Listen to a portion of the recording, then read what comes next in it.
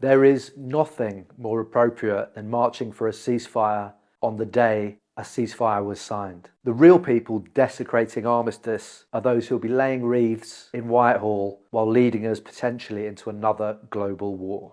Tony Blair killed up to 1 million people, including British soldiers. Suella Braverman, who wants to take Britain back to 1930s Germany. Rishi Sunak, providing cover for genocide. Keir Starmer, who's doing the absolute same. The ultimate hypocrites. Shame on all of you. Pretty sure that many of those who died in the war would look now what's going on in Gaza and be absolutely disgusted that a government is allowing that to continue. 5, 6, 7,000 children have been killed. It's as simple as that. That is what informs the humanitarian impulse, which has got people out on the streets again and again and again in increasingly big numbers. There's no nefarious, dark urges. It's just people who are disgusted by what they're seeing. And fundamentally that is because Israel is losing the narrative. The truth that it is a violent ethno-state which is determined to cleanse Gaza of Palestinian people is just increasingly obvious to people. And it's not just a left or right thing. All kinds of people have seen what's happening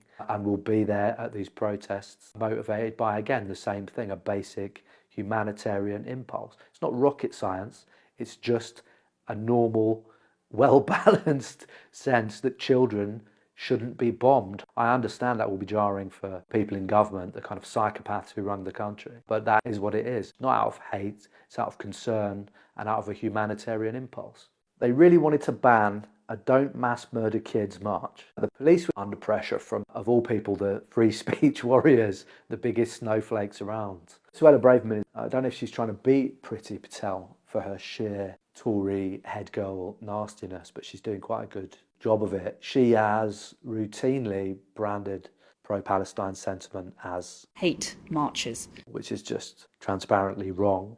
But her contempt for all life on earth doesn't just extend to Palestinians. Only recently this week she's been trying to ban homeless people sleeping in tents. There is a massive disengage here between the ruling class in this country and just your normal people on the street.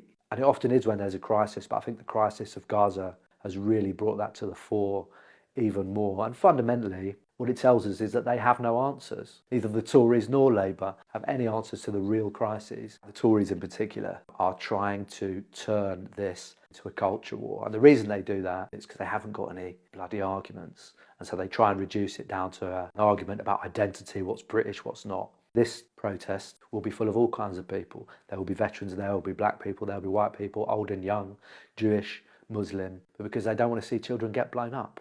It's not hard, lads.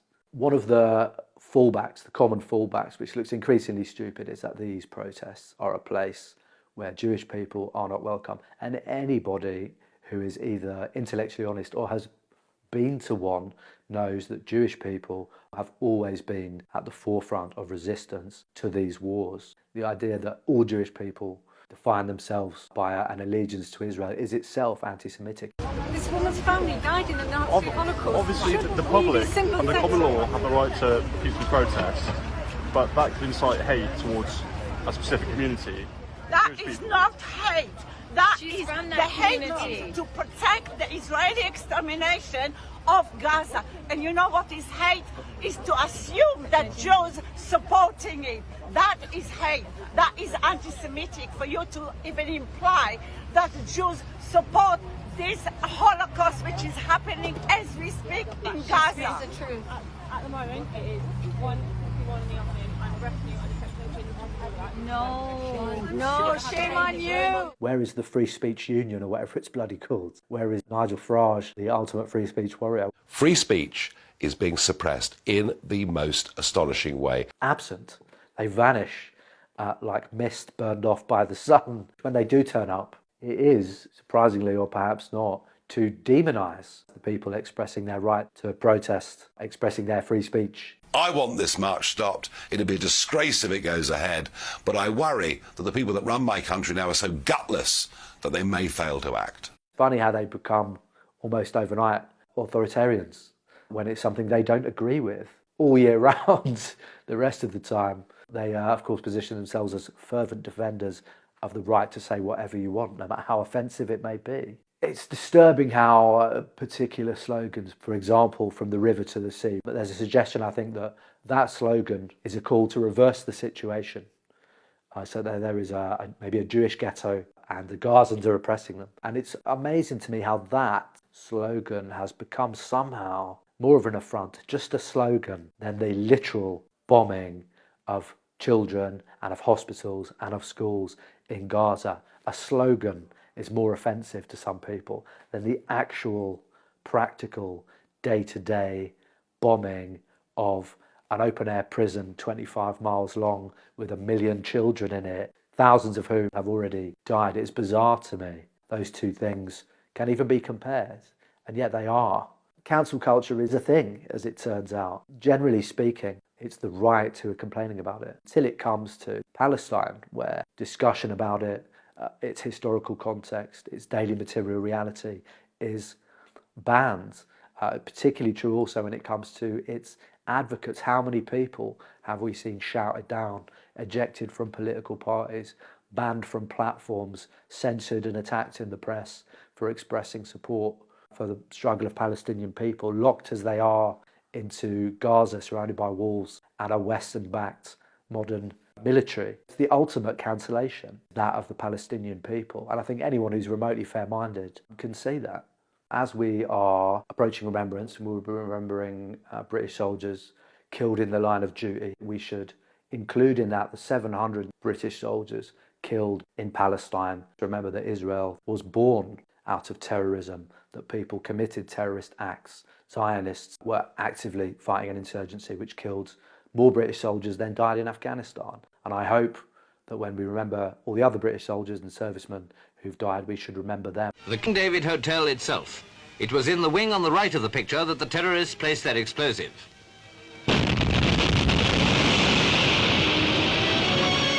And the result of the crime, the tragic scene, is like a serious incident during the Blitz. The hotel housed the British Army headquarters and the Palestine government offices, and casualties were very heavy. Mr. Attlee in the House of Commons declared, the British government will not be diverted by acts of violence in their search for a just and final solution of the Palestine problem. There is a sense in the media that this started on the 7th of October, and that, of course, is not true. Some people would say it goes all the way back to 1948. Others, correctly, would say it goes back even further to the Balfour Agreement, when the British, in classical British style, promised a bit of land, which wasn't theirs in the first place, to two different people, a promise which could never be reconciled with reality. We cannot divorce our own historical tinkering in the Middle East from what we see playing out today. Undoubtedly, the people of Britain anxiously wait for the announcement of a policy which will prevent the loss of any more innocent lives.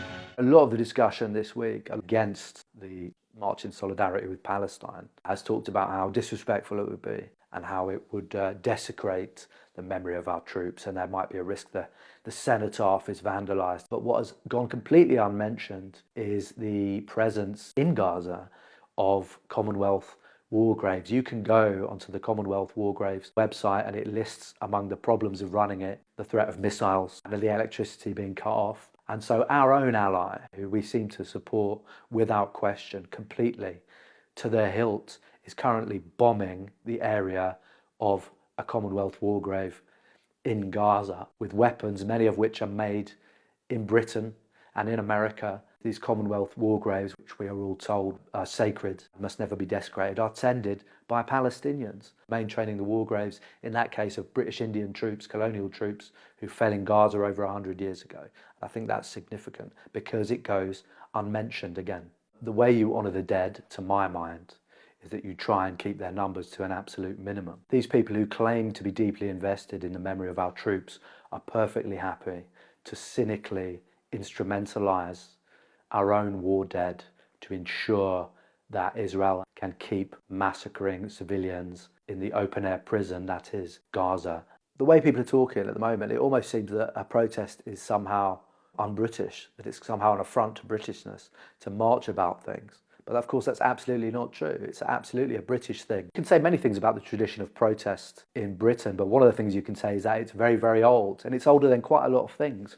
It's older, for example, a lot older than the State of Israel, which was only founded in 1948. It goes back to the suffragettes, it goes back through the Chartists, it goes back to the English Civil War, and so on and so on. It has always been the case. So the idea that people should not protest is, first of all, deeply authoritarian, but it's also not remotely in keeping with any notion of a British character. A lot of people died during the war to assert freedom. I think it must be allowed to go ahead. It's nowhere near the cenotaph. It's in the afternoon, it's our thing.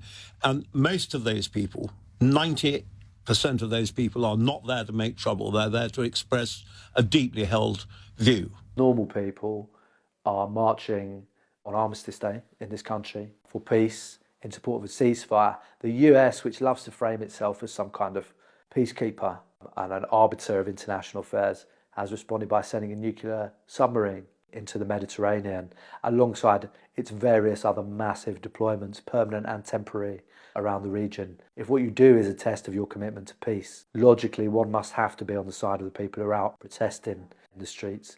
There is definitely an aspect of virtue signalling. There is a desperation, and it's embarrassing for senior politicians to associate themselves with the military at all times in an attempt to get some kind of reflected glory from it. And that is the case all year round, but never more so than when the poppies come out. And it's frankly embarrassing. As a veteran, veterans throughout Britain can see this. We're not stupid. We know the kind of rogues gallery of former prime ministers who will be shouldering in to be on camera at the official wreath-laying ceremony. People who are desperate to be associated, desperate to have a photo taken with our boys, and yet are absolutely committed to war and militarism.